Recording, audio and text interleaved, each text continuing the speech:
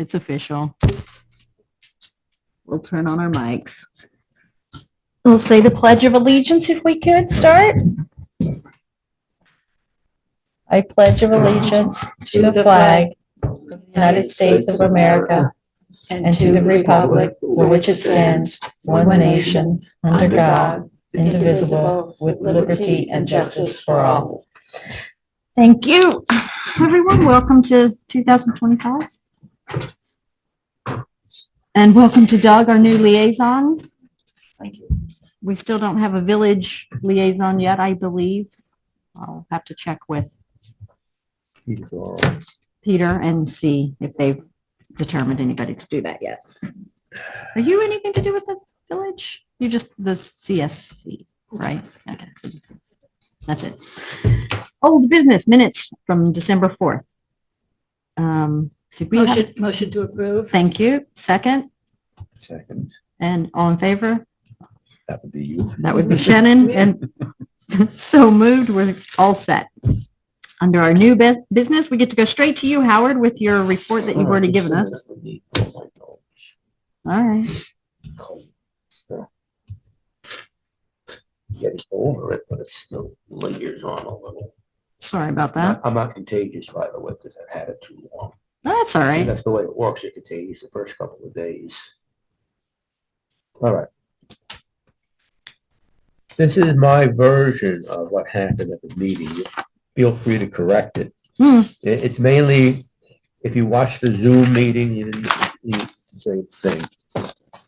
And it's only more or less things that would apply to us that happened at the meeting. Mm-hmm.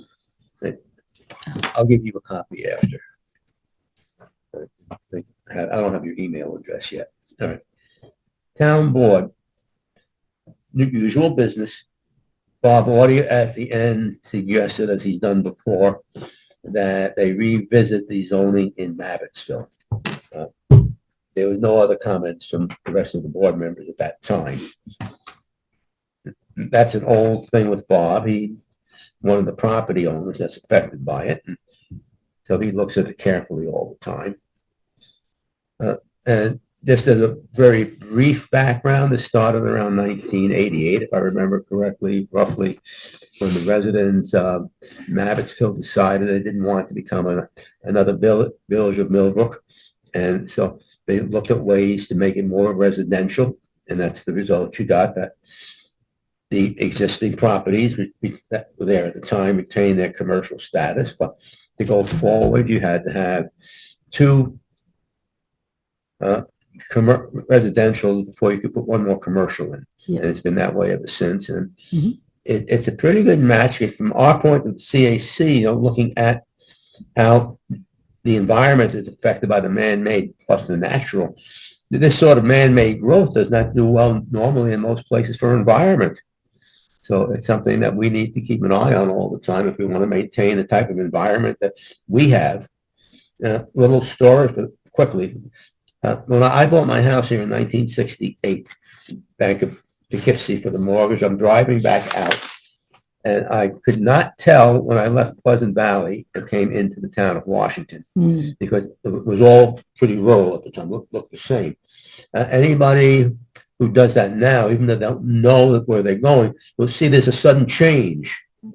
The Pleasant Valley is all built up. You get past the cooperative extension, basically, actually past Bob Campbell's place, and all of a sudden it's different because now you're in the town of Washington. And I think that's what most people who live here want to maintain. Because once you lose it, it's never coming back again.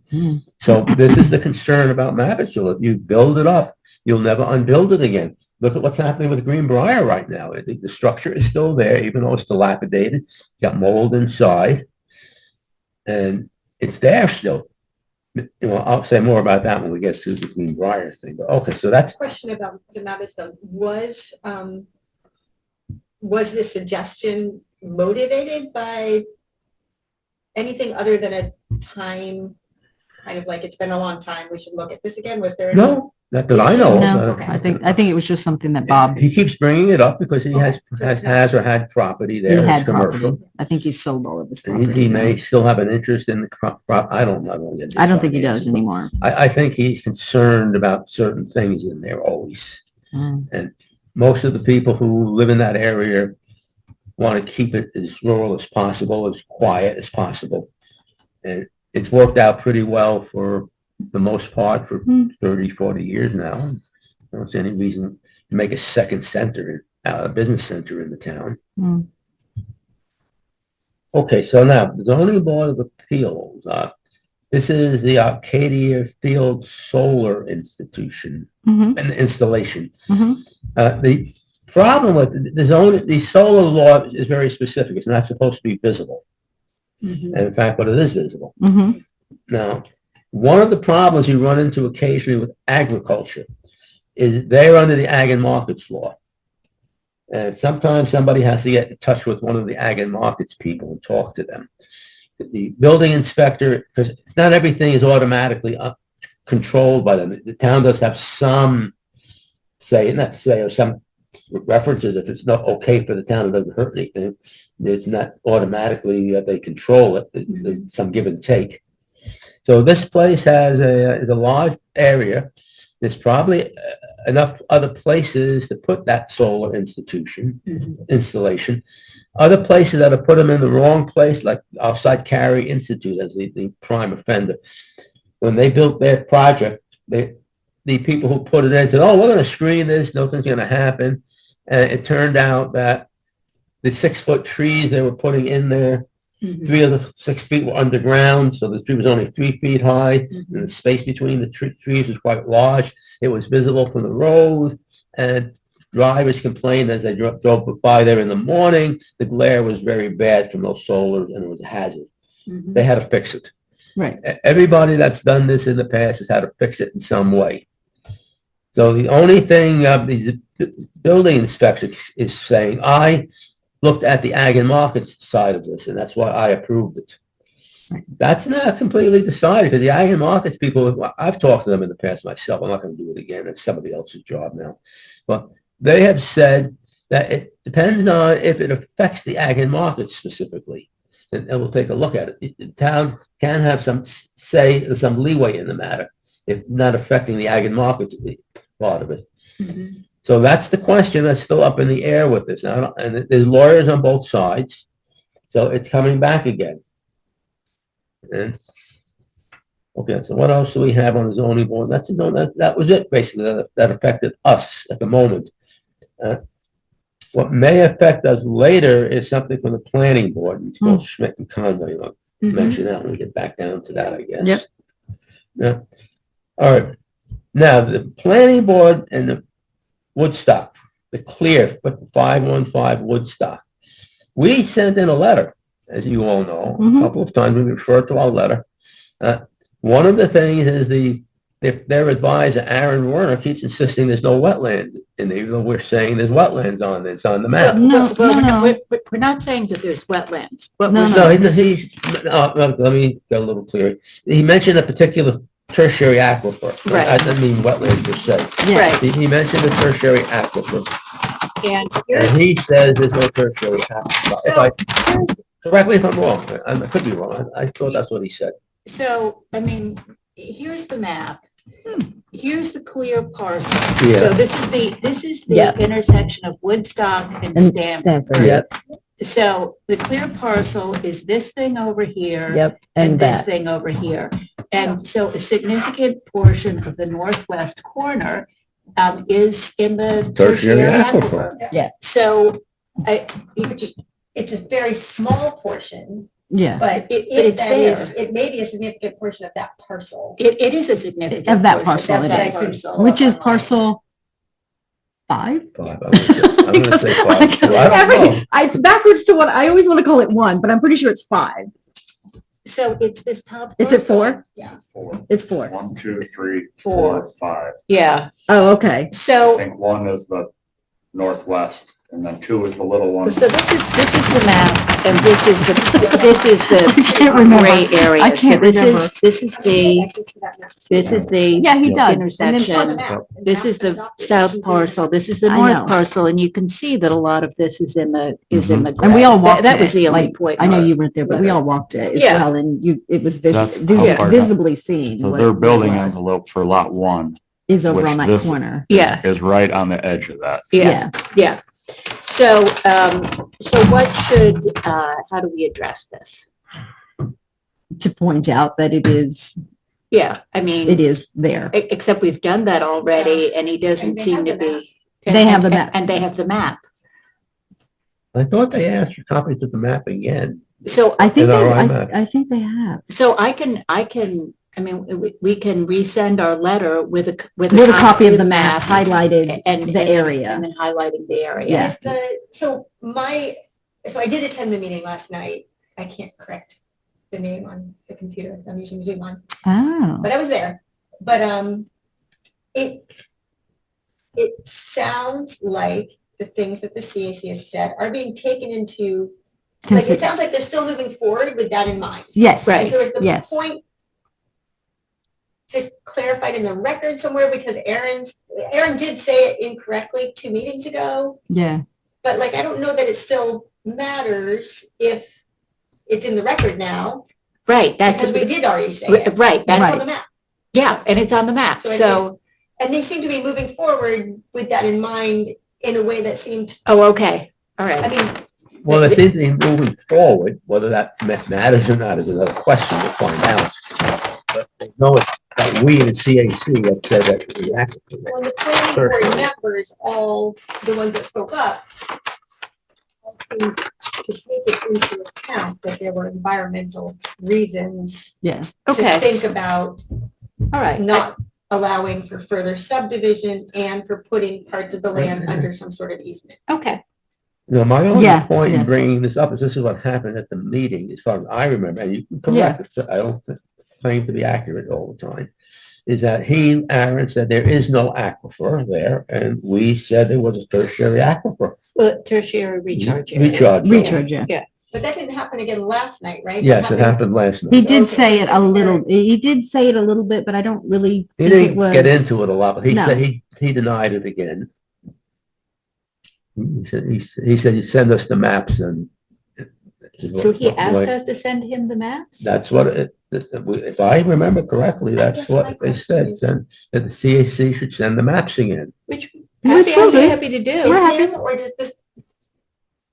it matter if he doesn't have them, or is it the planning board that needs to know? Well, Like, it do they matters need in the these? long term, that's always best to have accurate records, because you don't know where these things are gonna wind up That- 5 years That's, from I, now. Yeah. I I agree mean, with it's- Howard. So clear on the map, that's, like, I could go to the website right now and find it. Yeah, You can, but.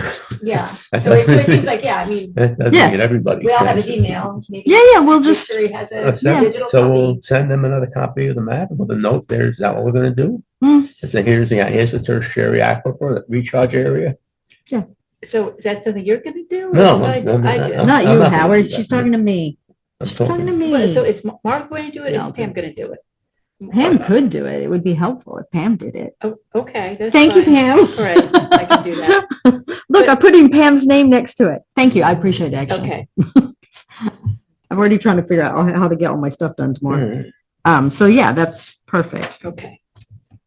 All right, Howard, Okay, next. more on the clear briefly, most of the people that So did not who speak. should I copy on that? I'm gonna send it to Aaron. and Aaron copy and all of Susan. you and Susan and the CAC. And Jennifer, maybe.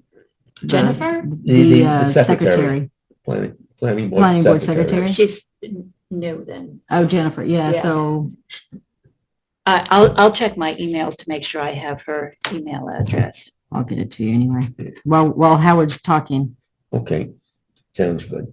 All right, finishing up briefly on the clear, there was some firm as to what to do with subdividing the property. Again, they have 5 parcels, which, by the way, the way these parcels were laid out did not conform to standard procedures, the best practice procedures, in that they should first do the environment maps and then draw the lines for the parcels, not the other way around.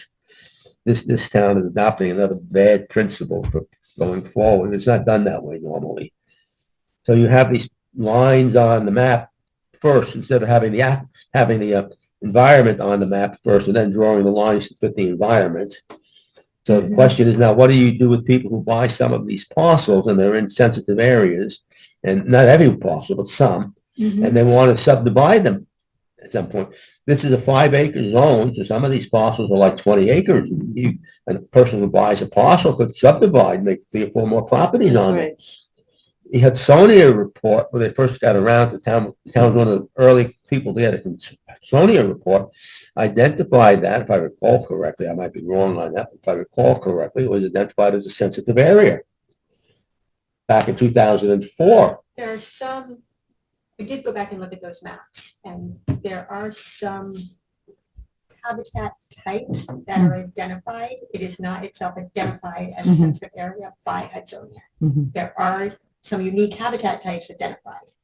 And a continuous forest area, more or less.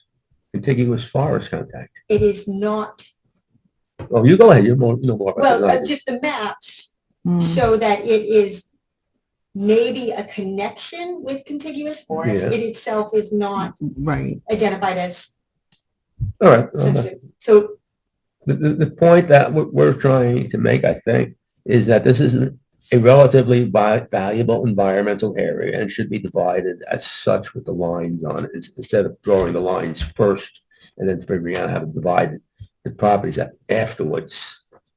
So they got back to this discussion, which we had raised. I think we had, if I recall correctly, and again, correct me if I'm wrong, I think we had suggested that once they get the envelopes laid out, that's it. That's it, yeah. And some of them are talking about, well, we could do this for a few years, and then whoever has the property after 5 or 10 years, they can do whatever they want with it. And the other end, they said, well, no, once you get it, this is permanent. And the final version that they could come up with is they don't do anything. They just give them the property and that they subdivide according to the present zoning law. Whoever owns the property at that time, whatever the zoning law is. I think the idea that some places, and I've been to that property in that area several times in the past, making site visits, not just that one. That whole area, it's a very sensitive area. That's the one you might remember with the guy that tore down the barn. They kept coming to the planning board with pictures of the barn. And then one of the planning board members went out there and there was no barn. I think that's 3, 4, 5 or something with that area. But it was a very rich environmental area. And further down as well. So it's worth, taking a close look at, because once it's gone, it's gone. Personally, I think because of the sensitivity of the area and the poor soils and all the other things that go with it on the map, that they should divide it as it is and stuck with it, unless they want to redraw the map. And that's it. Whoever buys that would have a piece of property, which is not that big, by the way, by some standards. 20 acres is not big by my standard, but not that big by some people's standards. And they would have a good sized chunk of property with a good environment around them, and that's what they got. That's what we want to preserve for the town. Yeah.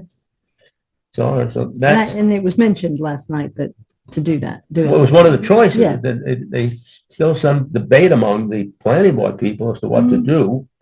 Even though we recommended in our letter, which I think they should, I don't know, should we send them the letter again? Are we sending them the letter again?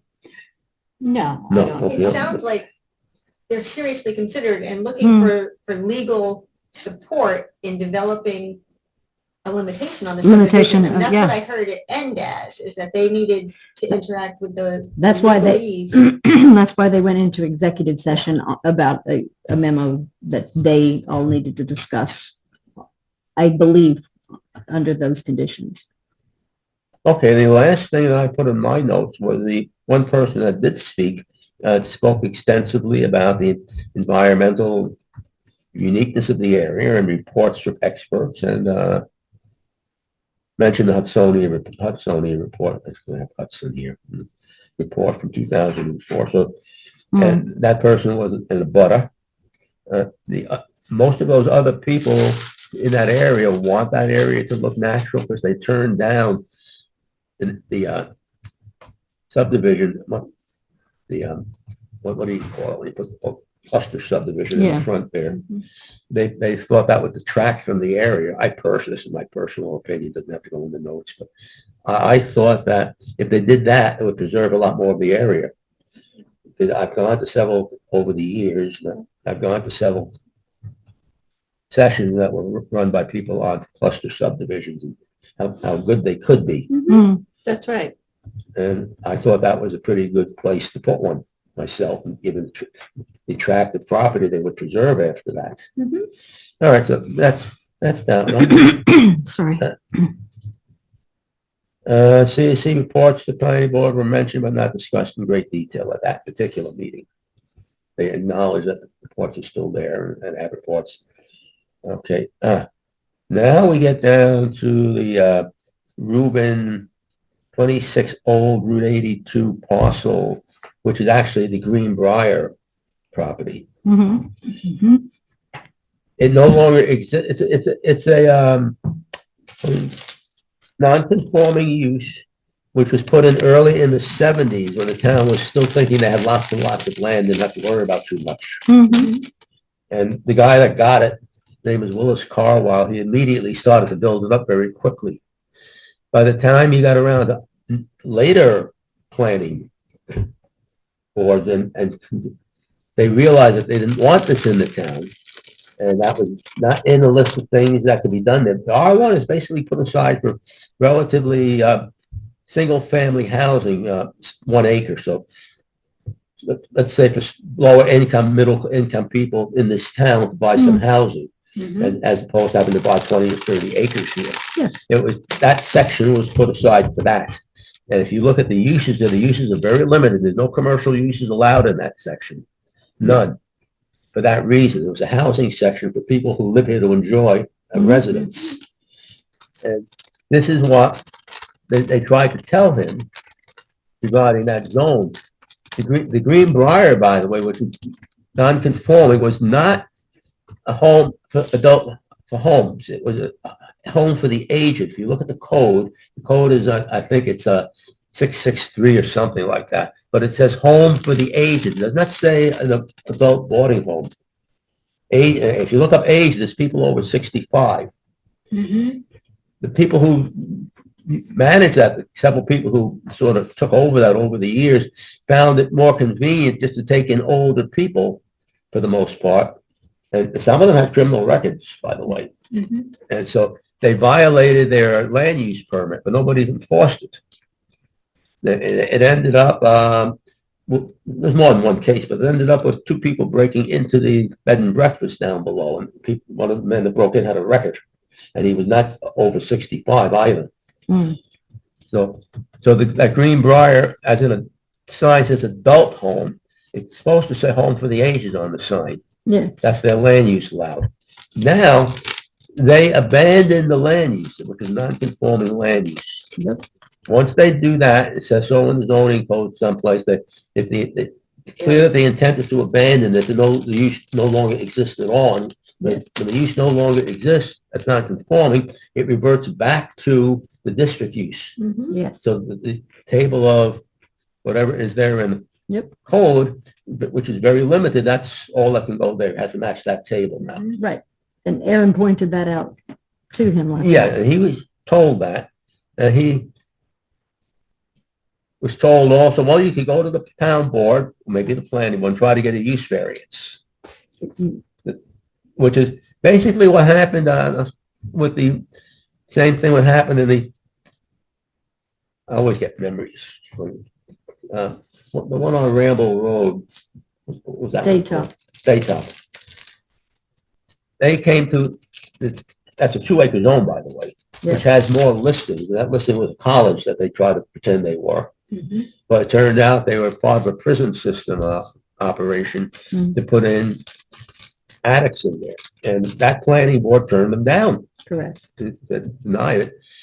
So that's and Paul Schwartz was there. Paul Schwartz was part of that board, along with Josh Mackey. And he said the same thing, basically.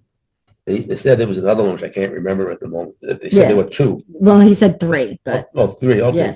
That were turned down for all, the same reason. yep, exactly, yeah.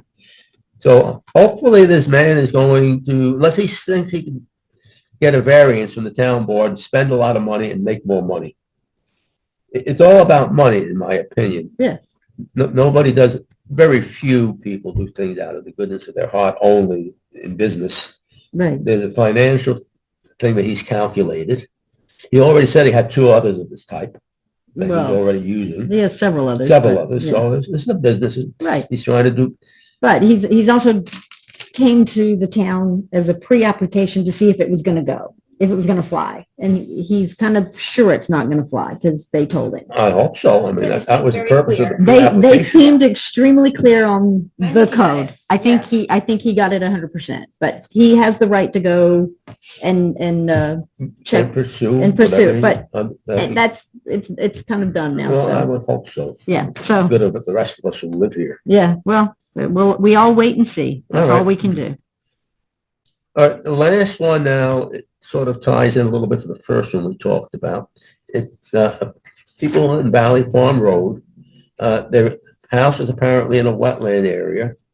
They want to enlarge 743 square feet of the addition, it says, which is in the wetland buffer. And you need a variance for that. Planning board said, well, we can't do anything until you go to the ZBA. Right, And the ZBA approves a variance. Then it has to come back to the planning board. correct. And the planning board would have to approve the site plan. Yep. And the only thing that I found a little odd, I brought up the fact that those variances forever have been covered by a section called 391, I believe it is, Mm, 0.7. yeah, Mhm. 7, I think it's Yeah, 391.7. 391.7. And it says it has to be built before, I think it's 1971 or something. Yeah. And otherwise you can't enlarge it. right, Right. All right, so the first thing that happened, I asked Aaron, Mhm. and he said he didn't know what this was, when it was built. right. Well, if you look at their application, it says Then- that it's pre-90. Well, there's 3 or 4 Seven. houses, but that's not the point that I found a little bit odd. Susan said to me, well, that's not 391 anymore. Right, But I'm saying that, all right, how is everybody else supposed to know that? Where is that document that Joe Ariel was supposed to give us with all the new numbers on it? No, I I don't know. have it. You guys may have it. You have it? no, well, no, Not really. not really. Not And then really. that's another part of our discussion in a minute. All right, so you, But we're not gonna harp on it right the moment. but, all right, so we don't want to upset Joe Ariel. No. Which, the last part I'm gonna leave to you anyway, after this, if I just finish saying that. Can they change, I don't know the answer, can they change a zoning code without a public hearing? No. So when did this No. Joe Ariel document come Okay. out? So that's the problem, that technically they're not really allowed to use the code that they're using. It is basically the same code, which Pam's gone over it Yeah, I know you a do lot of it. more than I have, but I Way have, more. we have jumped around.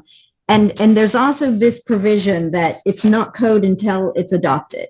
Right. So it is listed on the website with, that it's the E code coming into effect, but it's not into effect because we've not voted on it. But they're getting used to using the E code terminology because it's no longer section 391. It's now 165.23 for the Hamlet, in case you're interested, because that's starting to stick in my head. No, that's not the Hamlet one. This is the. No, I variance know, but one. I'm saying that's the 165.23 is the All Hamlet. right, but the point is, how are the rest of us, I guess it's us, supposed to operate without knowing what the code is when we write a letter to them? That's That's exactly part right. of, that's part of what we're, Which That's, you're gonna get to Yeah. in a minute. yes. yeah. All So, right, so the last thing, which you're gonna handle is the same area, is what I introduced earlier with Bob, what is going on with those trucks in Mabbittsville? That's also That's- gonna, yeah, Which So I'm gonna before we leave to get there, you. can Yeah. we finish the discussion? on Just fin- Schmidt? yeah, Because, I mean, they've got, a wetlands permit's going to be coming up, right? yeah, yes. And it seems like this is an application that raises a lot of issues from an Okay. environmental perspective. should we be raising them at the ZBA or do we wait until the planning board? I think it has to be addressed at the ZBA because they're the ones that's going to give the variance so that they can That's an get to interesting the question. point, right? Sometimes it So, winds up in either one of them that does it. it's the planning board that grants the wetland application. Yeah, Yes. So that it's a wetlands permit that Should goes go to the planning board. That's Yeah. in the But, ZBA way, you know. but the ZBA should be Aware aware of- that we have concerns about any building in the wetlands in the buffer. and the buffer, yeah. Well, you see, the variance has to say that there's no other place, and I don't know if they changed the wording in that section again. No, they haven't changed the No, wording. no, Well, The there was- wording is the same. Wording's There the there was one same. that was It just- substantive and it was No, significant, it is still the same wording. word for word. Word for word. Is Okay, right so- now is still word for word. It just has a different code name, All right, good. number, which is 165,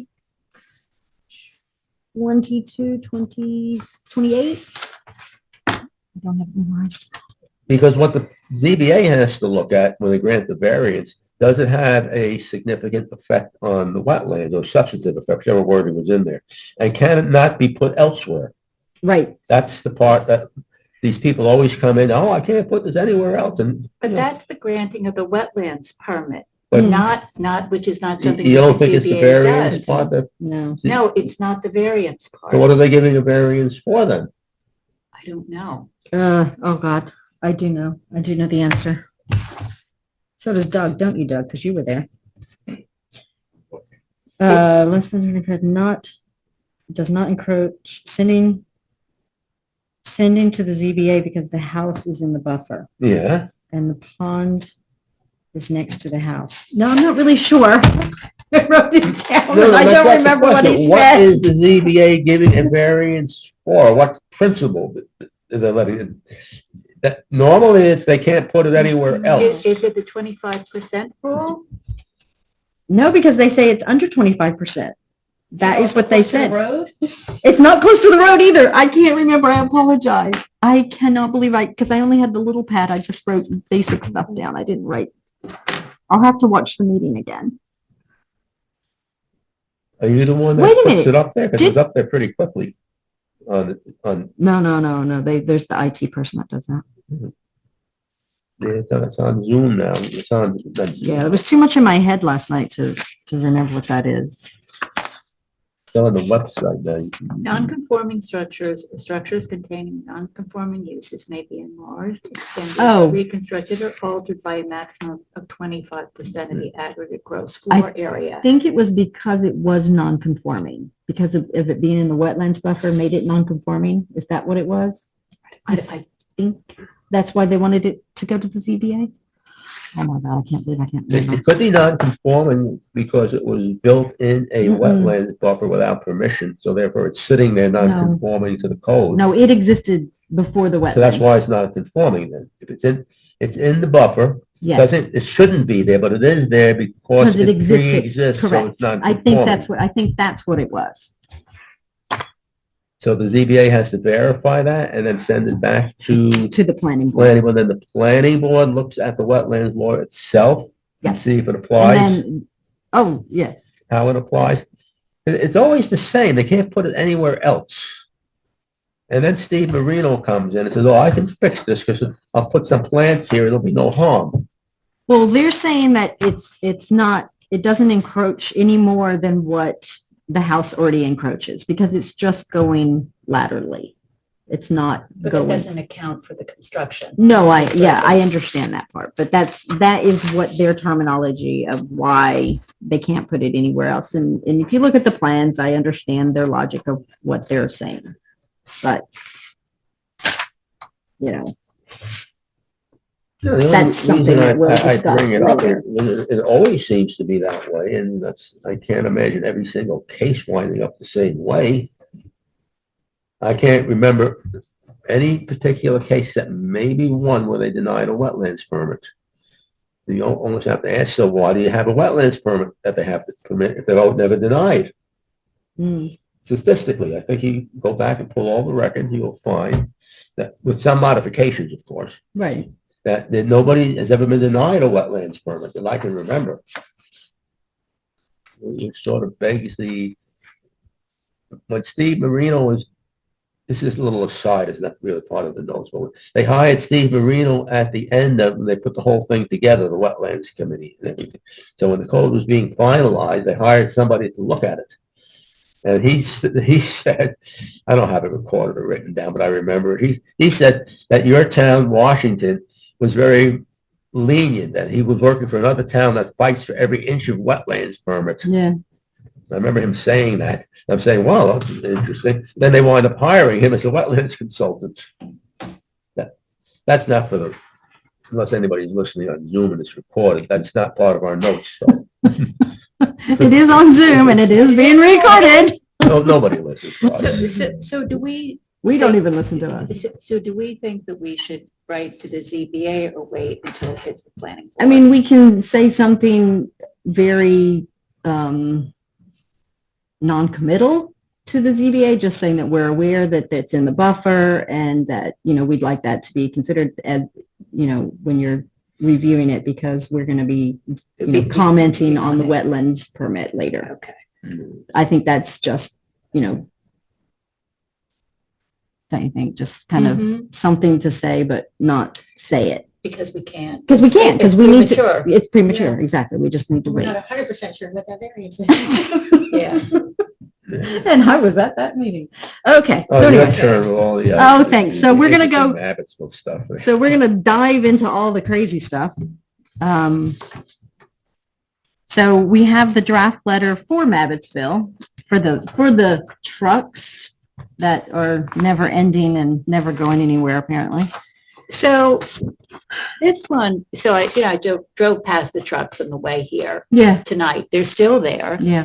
We were told by Gary that they'd be gone by, Bob Audia was the one that went and spoke to them and said they'd be gone by that December 31. January 1st was their lease being up. So And they're they're still there. there. So, planning board, ZBA, town board,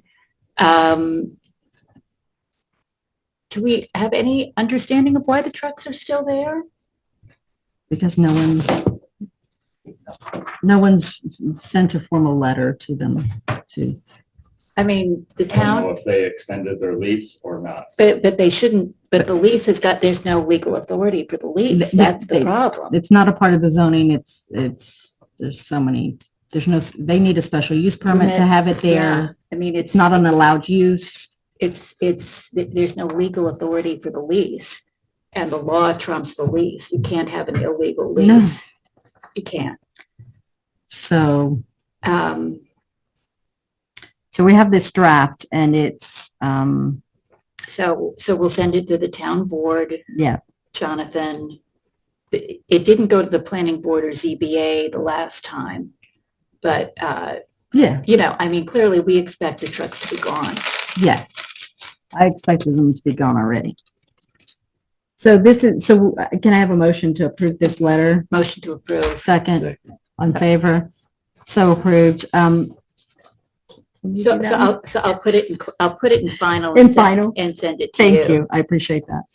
And, all right, so then the zoning code correction wording, you drafted this up And I very extensively. Thank you. And I checked all of your comments and they Which were the same, right? You had already found them all. I found them all. Yeah. And so the other thing is when we were having that one thing about the 222, 247s or whichever ones they were, if they had put it the town's law, not town law, I would have understood that was the state town's law. So that's why I was like, I know. am I losing my mind and I'm not seeing it here? But so that made so much more sense with the wording. But most of the stuff that we found, mainly Pam, So it's, I mean, there's really only one substantive problem. And, Right. And so, I'm going to send the letter in its draft. We'll finalize, approve the letter, Yep. finalize it. I'll And then send it to Joe. Joseph. And then I'm going to call him and direct him to focus on the one problem that we have. Perfect. And did everybody see these and understand them? You saw that email? Yeah. Yeah. Can I have a motion to approve our draft letter? Howard, second, Shannon, all in favor? Aye. Aye, and it's all done. Do you want that? It's just to the town of Washington. It's to the It's to the town attorney. attorney, But and I'm we're saying- copying the We're board. topping the town board and the planning board because because we think that, maybe we should copy the ZBA too, because this is, Yeah, 'cause it affects them, yeah. it's the zoning, so we'll Yeah, copy copy them them. too. Thank you, Pam. Um, Perfect. And then, so then the other thing is, the adoption of the code. Another thing is, we're not done because we still haven't seen the appendices. And so that once we see the appendices, we may have further comments. Yes, and we also asked for, were you gonna ask for, Oh, then the mark copy too. yeah, Yeah, so that request is also in the letter.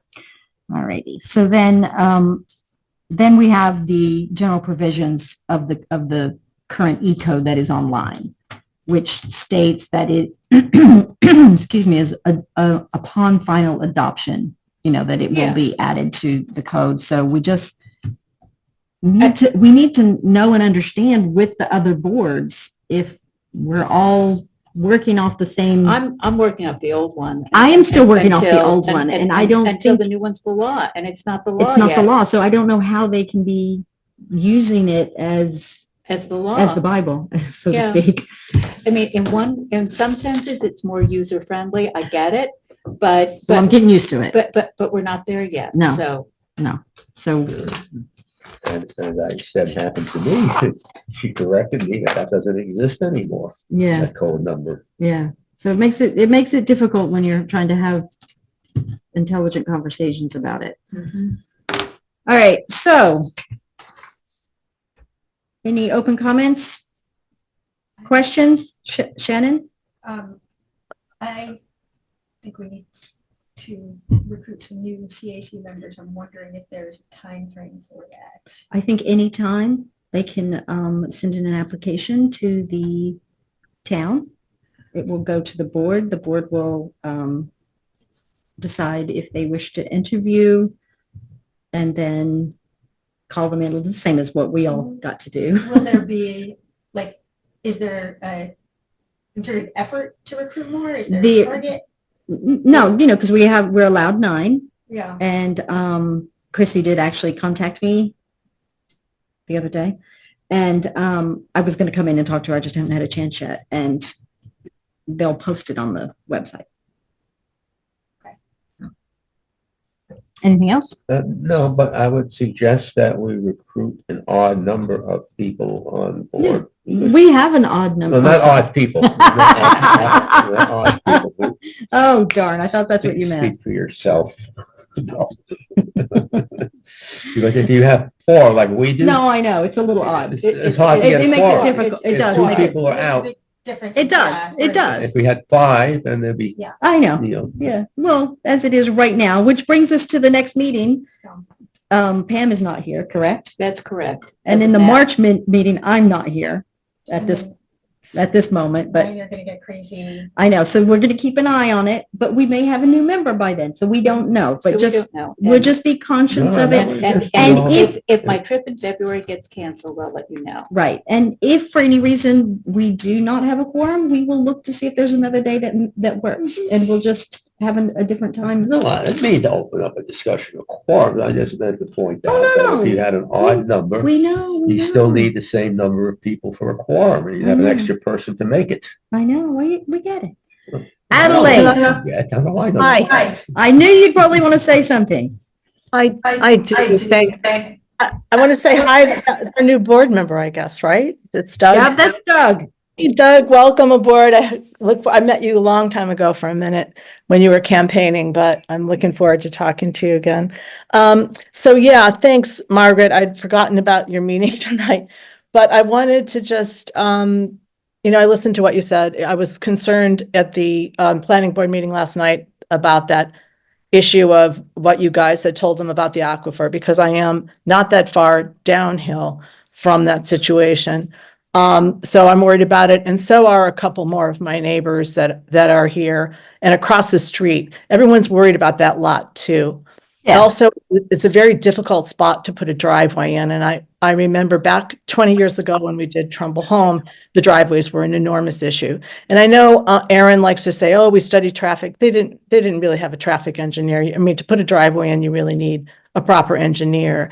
And so there's this issue of, they think they've done a lot of environmental due diligence. I mean, these are sort of the macro issues that I'm grappling with here, is that they think they did a lot of environmental due diligence because the applicant did it.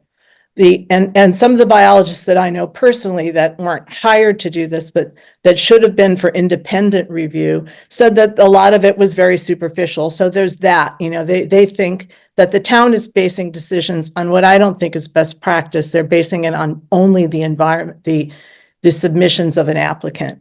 And that really isn't best practice. And I just wanted to say that about the Hudsonia thing, I looked while you guys were talking, but because Shannon said she didn't, and maybe it was not listed as a priority area on their maps, I think. I mean, you might be referring to the maps, but I think that, wait, let me go get this. On page 68 of the significant habitat report, it actually does list that neighborhood. As several large forested blocks in the northwest part of town, including the areas between the Shunpike and Woodstock Road, south of Woodstock Road, between Canoe Hill and Stanford Roads, and west of Canoe Hill and north of Route 44, as a priority conservation area.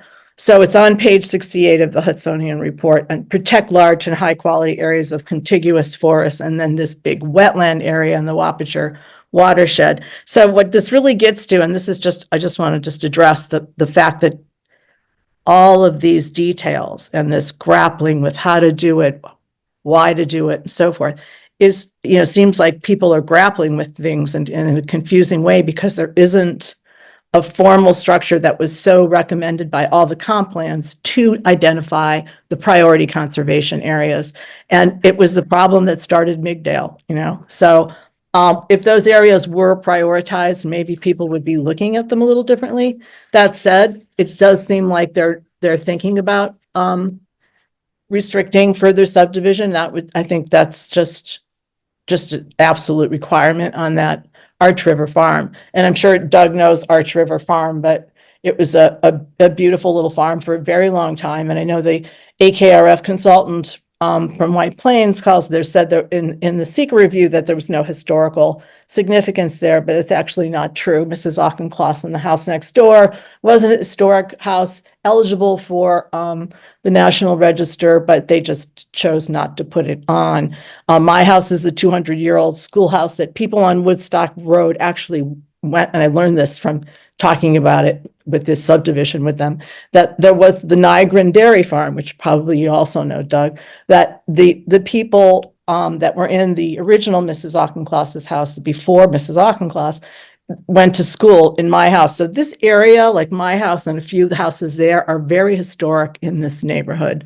So there's that. I mean, there's a lot of things that just get sort of put by the wayside, largely because there haven't been identified preservation areas or historical inventory. And something I think that you're talking about getting new members on the CAC, and I've, in my confusion in trying to read about how they could not further subdivide this, what are the mechanisms and the environmental codes that you could use, like the environmental preservation district or the conservation district. I mean, all these things seem to be in the zoning and the codes. There are many methods to get there, but there hasn't been, what's always been recommended in the comp plans is that inventory. And that seems like that's a failing of all the boards in the town, the town board, first of all, in not doing that, because, and that's why there's always this big drama every time a project comes up, because if this area had been properly preserved, we wouldn't be going through this right now.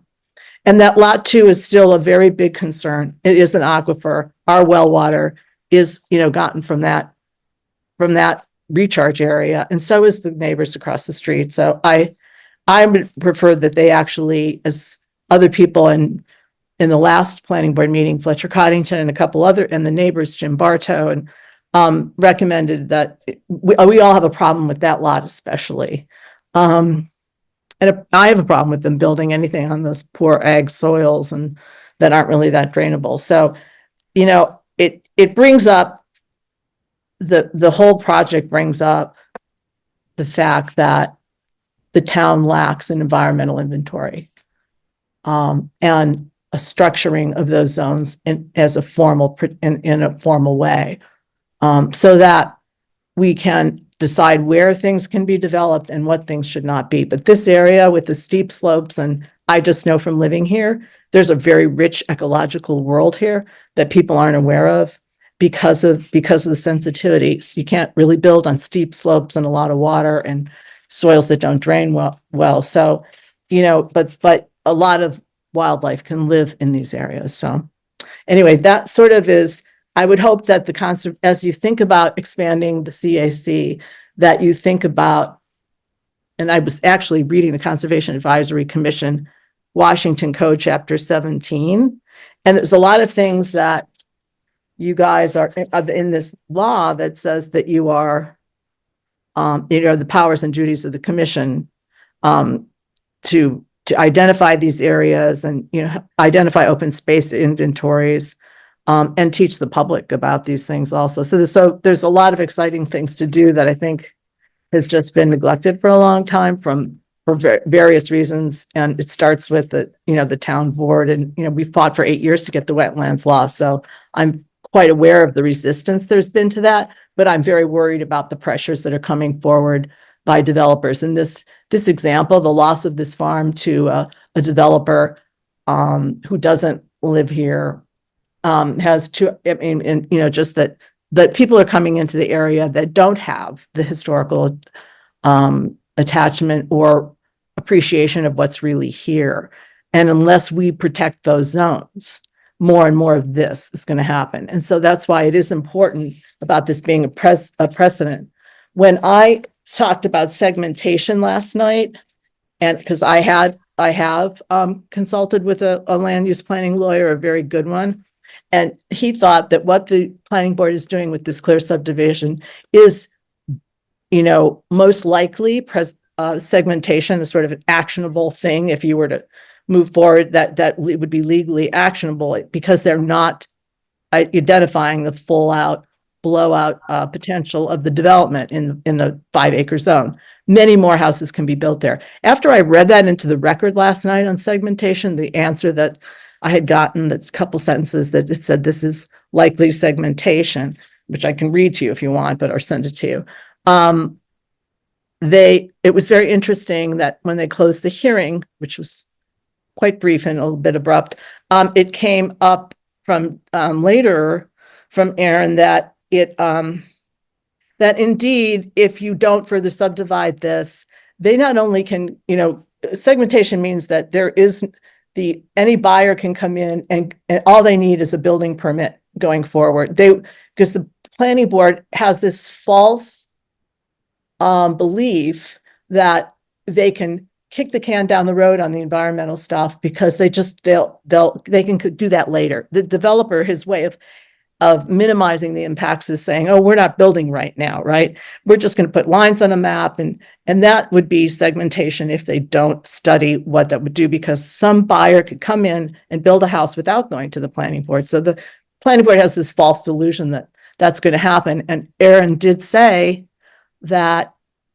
up to 3, this is new information last night, up to 3 family houses on those lots could be built as a type 2 action, and they would not have to go to the planning board.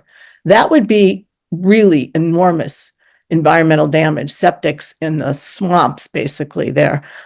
So this land has to be restricted from subdivision. So the segmentation issue is really interesting, but it gets into, again, how there's this paradigm of we don't have to do it now. They're getting into this. Richard Phillips said, it's not a development, it's a subdivision. Oh, that's just a specious, like, absurd, sort of not really, it shows a lack of understanding. It is, you have to, in terms of developmental, research because, the environmental research, because you have to treat it as it is, a development. You can't say it's a subdivision. And because of this segmentation issue, you have to look at the worst case scenario, because that's what will be done if you don't restrict it now. Okay. So anyway, that was That is sort what of, I'm trying to look at though, so, you know. right. That was very good. I was glad so you guys all went on the site. Pam and I went Yes, and, we and did. did the site visit, yeah. That's great. Was that good? Have you been there before, into that area before? I had not been there before, so it was a very useful trip. Oh, good. And well, I think that it was quite useful because one of the things that came back, what Eric Alexander had said on the planning board is that, it opened up their eyes to how I've never heard anyone talk about the comp plan and the need to keep everything rural in character. So it seemed like that visit really inspired that. So that was good. Good to hear. Thank you. Sure. Thank you. Anything else? In brief, motion to Motion to close? second, Second. Howard, all in favor? Aye. Thank you. See you the next meeting.